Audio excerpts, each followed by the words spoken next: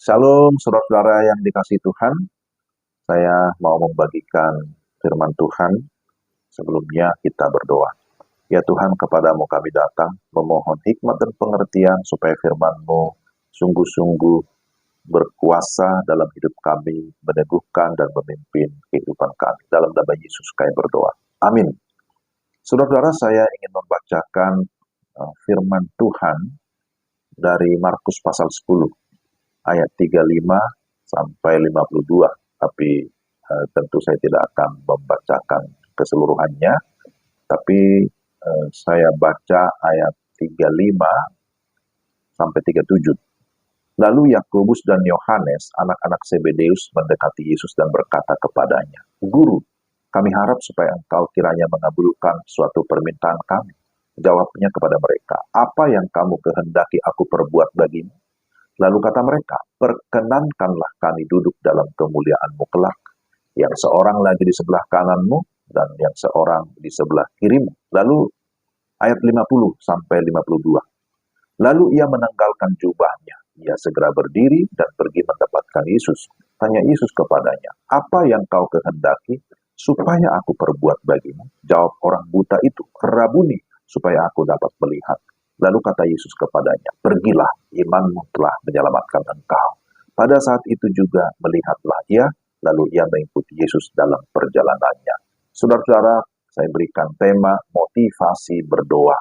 Di dalam bacaan kita menemukan di sini ada dua kelompok yang berbeda. Ada kelompok murid-murid Yesus dan ada seorang buta yang bernama Bartimeus. Hal ini sangat menarik untuk kita cermati karena dalam kedua kasus ini, Yesus bertanya apa yang mereka kehendaki supaya Yesus perbuat kepada mereka. Jadi menarik untuk kita perhatikan bahwa terhadap pertanyaan Yesus dan jawaban dari murid Yesus, di sini disebutkan ada Yakobus dan Yohanes, tapi kemudian juga Bartimeus seorang buta. Dari jawabannya kita melihat di sini ada motivasi yang berbeda. Pertama, ternyata murid-murid Yesus dalam konteks ini memiliki motivasi yang salah. Yakobus dan Yohanes meminta supaya kami duduk dalam kemuliaan-Mu kelak, satu di kiri, satu di kanan. Mengapa ini sesuatu yang salah, yang tidak berkenan di hati Yesus? Karena ini bukan kebutuhan primer, tapi lebih kepada prestise ya, secara duniawi. Mereka mau sukses tanpa berjuang atau tanpa menderita. Mereka merasa lebih layak atau mereka merasa pantas untuk mendapatkan itu. Bahkan ketika Yesus berkata, "Oh, kamu tidak tahu apa yang kamu minta. Dapatkah kamu minum cawan yang harus kuminum?" Mereka menjawab apa? Kami dapat minum cawan itu." Wah, hebat sekali. Mereka merasa mereka sudah pantas untuk mendapatkan posisi yang sangat terhormat itu.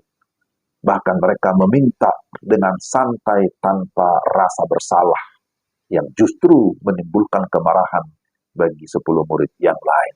Jadi saudara, ini adalah motivasi yang salah. Tapi yang kedua, Bartimeus seorang buta, dia berkata atau dia meminta, "Rabuni," atau guru, supaya aku dapat melihat. Dan kita lihat di sini motivasinya dibenarkan oleh Yesus. Kenapa? Karena dia meminta sesuatu yang sangat mendesak, yang merupakan kebutuhan primer. Dia seorang buta, tentu membutuhkan kesembuhan supaya dia bisa melihat. Dan yang menarik bahwa dia meminta dengan iman. Dia menyebut Yesus sebagai Tuhan, anak Daud, diulang-ulang itu. Baik dalam Matius 20 ayat 30 dia berkata, ya, Yesus Tuhan, anak Daud. Dan dalam bagian ini dikatakan, Rabuni artinya guru, tolonglah aku, kasihanilah aku. Dia merasa tidak layak. Dia berkata, kasihanilah aku. Bahkan dia menanggalkan jubahnya supaya dia bisa bergerak lebih cepat untuk berjumpa dengan Yesus. Jadi kita melihat bahwa ini sesuatu motivasi yang benar atau dibenarkan karena memang Yesus juga mengkonfirmasi bahwa memang orang buta ini datang dengan penuh iman. Maka apa akibatnya, apa hasilnya saudara-saudara? Murid-murid mendapat teguran. Yesus berkata, kalau kamu mau menjadi besar, menjadi populer, menjadi yang lebih, ya kamu harus menjadi hamba dulu. Kamu harus rendah hati, karena memang ciri hamba adalah humble. Yesus juga mengidentifikasi dirinya sebagai seorang hamba yang datang ke dalam dunia untuk melayani, bahkan rela menderita dan mati, bukan untuk kepentingannya sendiri, tapi untuk penebusan bagi manusia berdosa. Markus 10 ayat 43-44. Yesus menegur mereka, mengingatkan mereka bahwa apa yang kamu minta itu permintaan yang tidak bisa dikabulkan. Karena apa yang kamu minta itu sesuatu yang sebenarnya belum pantas untuk kamu dapatkan. Kamu harusnya menjadi hamba dulu. Kalau kamu mau jadi besar, kamu melayani dulu. Kamu harus rendah hati untuk mendapatkan sesuatu yang lebih terhormat. Jadi motivasi mereka harus diluruskan.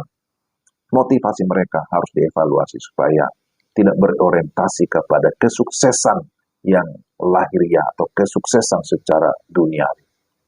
Sebaliknya kita lihat Bartimeus, dia mendapat pujian, dia mendapat berkat, bahwa dikatakan, wah kamu ini adalah orang yang beriman.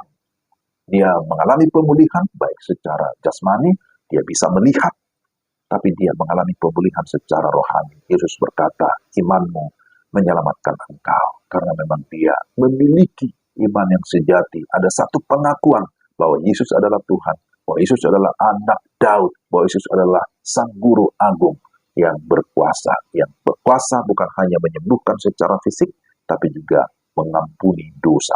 Karena itu saudara, mari kita memiliki motivasi yang benar di dalam berdoa.